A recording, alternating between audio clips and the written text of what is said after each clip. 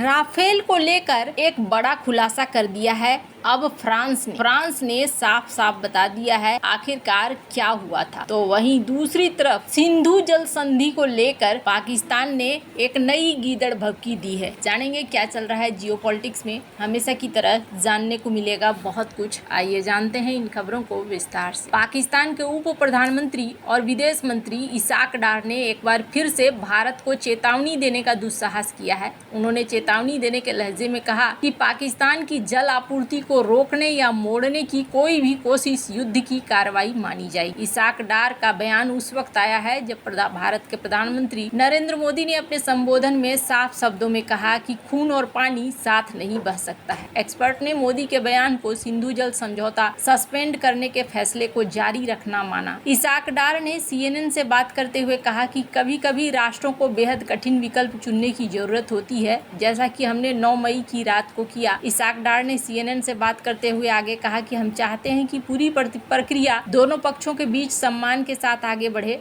अमेरिकी media outlet से बात करते हुए इसाक डार ने कहा कि हम बातचीत के माध्यम से सभी लंबित मुद्दों को हल करना चाहते हैं, ऐसे मुद्दे जो क्षेत्र में दीर्घकालिक शांति और स्थिरता की नींव रख सके। इसके अलावा पाकिस्तान के विदेश मंत्री ने दक्षिण एशिया में शांति का एकमात्र रास्ता कश्मीर समस्या का समाधान बताया। पाकिस्तान ऐसा करके एक बार फिर से कश्मीर को ग्लोबल प्लेटफॉर्म पर लाने की कोशिश कर रहा है और ये दिखाने की कोशिश कर रहा है कि कश्मीर समस्या का समाधान किए बगैर शांति नहीं हो सकती है। कश्मीर को लेकर भारत ने एक बार फिर से साफ कर दिया है कि पाकिस्तान से जो भी बात होगी वो POK को लेकर होगी। भारत ने पाकिस्तान से POK को खाली करने के लिए कहते हुए POK को भारत का अभिन्न हिस्सा बताया है। CNN से बात करते हुए इसाक डार ने कश्मीर को इंटरनेशनल मुद्दा बनाने की कोशिश। उन्होंने कहा कि कश्मीर मुद्दा सिर्फ पाकिस्तान की स्थिति ही नहीं बल्कि वैश्विक रूप से मान्यता प्राप्त विवाद है। वहीं अमेरिकी राष्ट्रपति डोनाल्ड ट्रंप की मध्यस्थता की इच्छा के बारे में पूछे गए सवाल का जवाब देते हुए डार ने ट्रंप की पेशकश को बहुत ही महत्वपूर्ण बताया। लंबे समय से चले आ रहे संघर्ष को हल करने के लिए अमेरिका सहित तीसरे पक्ष के समर्थन की आवश्यकता पर जोर दिया। यानी पाकिस्तान अब कश्मीर पर तीसरे पक्ष की मध्यस्थता चाह रहा है, जिसे भारत ने सिरे से खारिज कर रखा है। कश्मीर पर भारत का रुख साफ है, वो किसी भी तरह की मध्यस्थता का विरोध करता है। इसाक डार ने भारत के साथ व्यापक बातचीत के लिए पाकिस्तान की तत्परता को दोहराया, लेकिन कहा कि ये एक द्विपक्षीय मुद्दा है, आप एक हाथ से ताली नहीं बजा सकते, हम इसे अकेले हल नहीं कर सकते। उन्होंने बिना देरी के ऐसे मुद्दों को हल करने की तत्काल आवश्यकता पर जोर दिया और चेतावनी दी कि फैसला होने में जितनी देरी होगी मुश्किलें उतनी ज्यादा बढ़ेंगी। पाकिस्तान के नेता लगातार इंटरनेशनल मीडिया के जरिए कश्मीर मुद्दे को इंटरनेशनल मुद्दा बनाने की कोशिश कर रहे हैं, लेकिन इस बात की कोई संभावना नहीं है कि भारत उनके बयान पर कोई प्रतिक्रिया भी दे। खैर, जहां एक तरफ ये सब कुछ चल रहा है, वहीं दूसरी तरफ एक प्रश्न जो काफी लंबे समय से आ रहा है कि क्या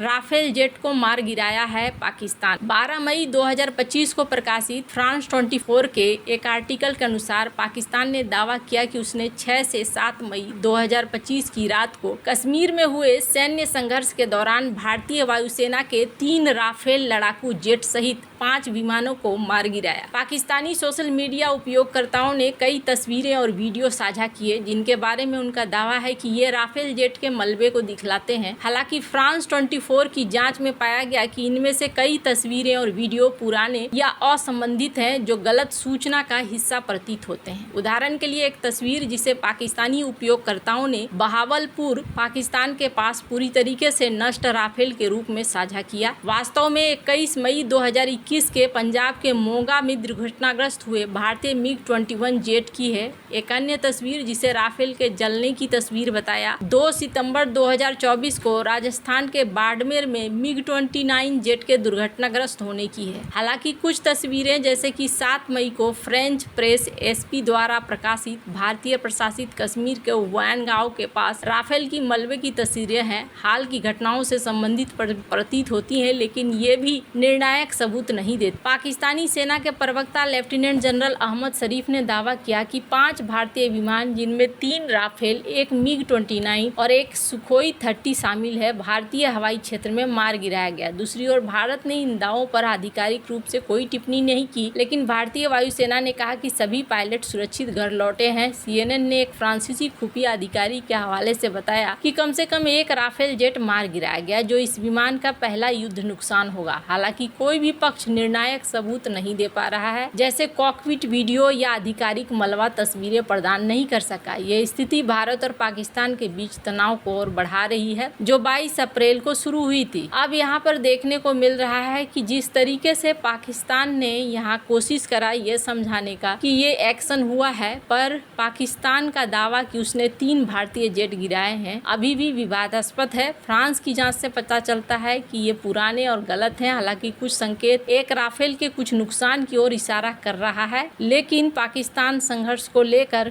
कोई भी बात कहना मुश्किल है। यहाँ पर कहा जा रहा है कि अधिकारियों से जब पूछा गया तो अधिकारियों ने कहा कि हम अफवाहों की तरफ ध्यान नहीं देते हैं, अफवाहों पे जाना हमारा काम नहीं है। पाकिस्तानी सेना से लेकर मंत्री और प्रधानमंत्री तक जिस तरह से एक के बाद एक झूठ बोल रहे हैं, उसमें उनकी बौखलाहट साफ नजर आ रही है। पाकिस्तान ने ऐसा ही एक बयान राफेल को लेकर दिया था, उसने भारत के कई राफेल उड़ा दिए। हालांकि ये झूठ फैलाने वालों को फ्रांस ने जवाब दिया है। फ्रांस ने बताया कि उसके पास इसकी कोई जानकारी नहीं है कि कोई राफेल गिराया गया है। फ्रांस ने कहा कि भारत का ऑपरेशन आतंकवाद के खिलाफ है और ये समर्थन के लायक है। भारत के साथ 3 से 4 दिन चली इस तनातनी में पाकिस्तान से सारे देशों ने पल्ला झाड़ लिया, यहाँ तक कि उसका जिगरी दोस्त चीन भी उसके साथ खड़ा नजर नहीं आया। जहाँ इजराइल, रूस, ब्रिटेन और नीदरलैंड जैसे बड़े बड़े मुल्कों ने भारत का साथ दिया, तो वहीं अमेरिका और चीन ने भले खुलकर कुछ न कहा हो, लेकिन उनका कोई बड़ा बयान हो पाकिस्तान के हक में था, न ही भारत के विरोध में।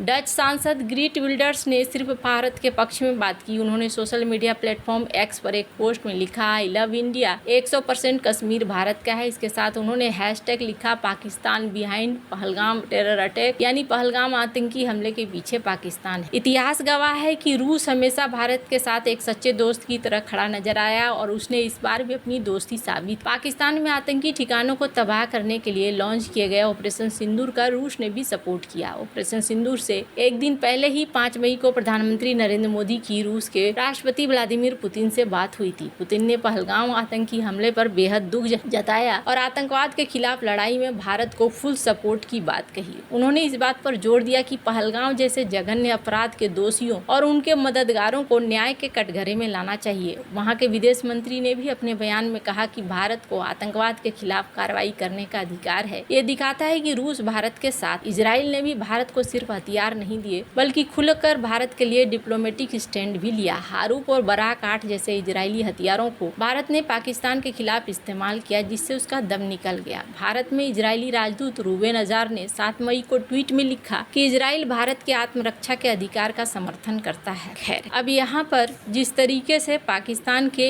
एक के बाद एक दावों की धज्जियां उड़ रही हैं, पाकिस्तान के लिए ये बड़ा ही शर्मनाक पल है। वैसे आपको क्या लगता है, इन सब मामले में आपकी क्या राय है, कमेंट कर जरूर बताएं। जल्द मिलते हैं अगली वीडियो में नई खबर के साथ।